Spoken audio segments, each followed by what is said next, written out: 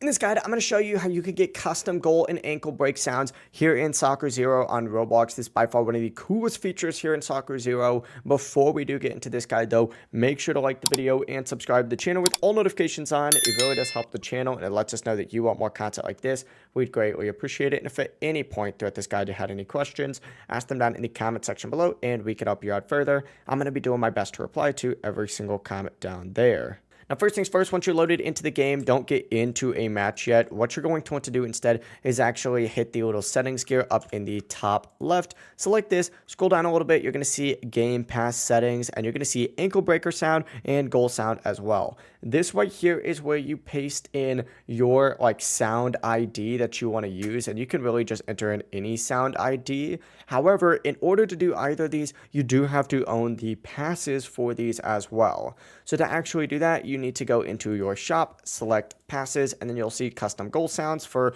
199 Robux, and then of course you'll also see custom ankle break sounds for 199 Robux as well, totaling out to about 400 total Robux or 398. But essentially what you need to go ahead and do is buy these passes, then go back to your settings and then just paste in your sound IDs in this exact same section. As well, when you try and click off of it, it's going to prompt you to go ahead and do that.